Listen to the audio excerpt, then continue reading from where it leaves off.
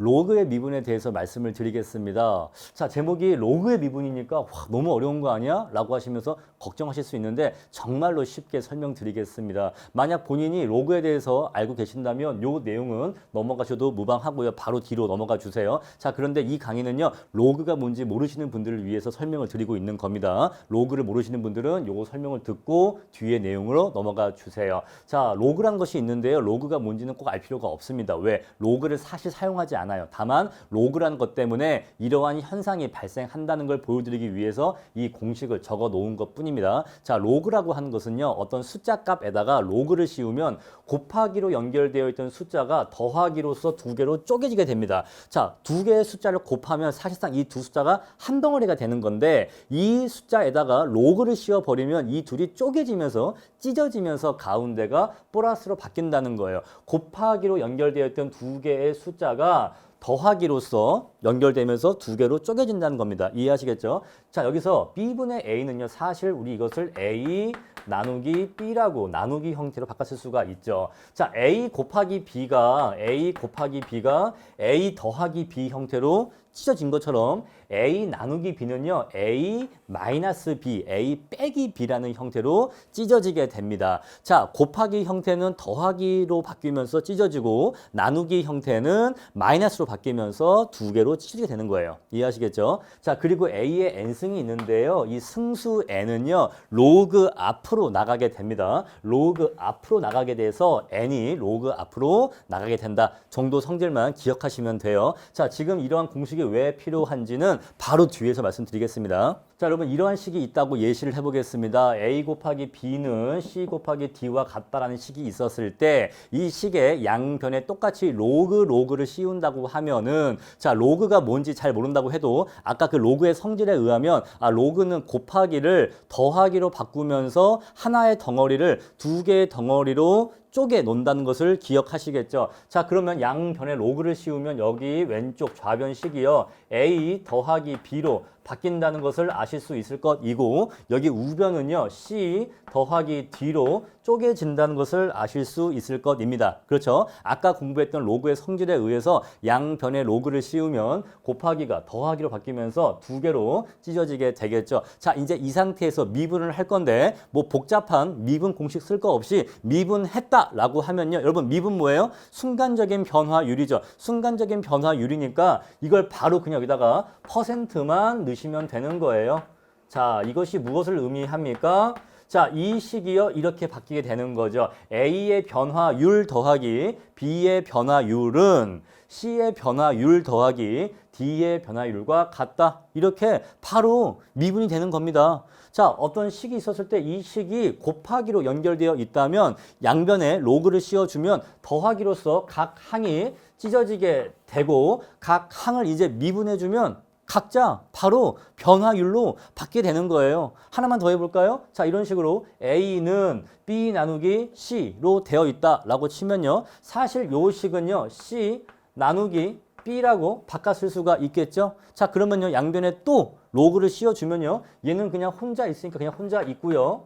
자, C 빼기 B가 된다고 바꿔줄 수가 있겠죠. 그죠? 양변에 로그를 취하면 나누기가 빼기로 바뀌니까 이렇게 쓸 수가 있겠죠. 이제 또 미분을 해주면요. 얘가 또 이게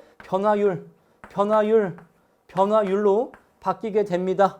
자, 그러면요. A의 변화율은 C의 변화율 빼기 B의 변화율이 되는 거예요. 자, 어때요? 로그의 미분 어렵습니까? 너무 쉽죠. 사실 로그의 미분을 정말 제대로 이해하려면 어렵겠죠. 또 어려운 내용이고요. 그런데 우리는 그 과정이 중요한 게 아니라 그래서 식이 어떻게 변화한다는 결과만 알면 되기 때문에 이렇게 쉽게 공부할 수가 있는 겁니다. 자, 그럼 이제 한번 정말로 수식으로서 예시를 들어볼게요. 자, 어떤 생산자의 총 수입은요. 토탈 레베뉴 총 수입은요. 그가 얼마짜리 물건을 몇 개 파느냐에 의해서 결정될 겁니다. 만약에 이 사람이 500원짜리 물건을 10개 판다면 그 판매자의 총 수입은 5,000원이 되겠죠. 로직 이해하시겠죠? 자, 이러한 식을 이제 변화율로 바꿔줄 거예요. 양변에 로그를 씌울 겁니다. 양변에 로그를 씌우면 자, TR은 가만히 있고요. P 곱하기 Q가 P 더하기 Q의 형태로 바뀐다는 걸 아실 수 있겠죠. 이해하시겠죠? 자, 그런 다음에 이제 미분을 해주면요. 변화율로 바뀌기 때문에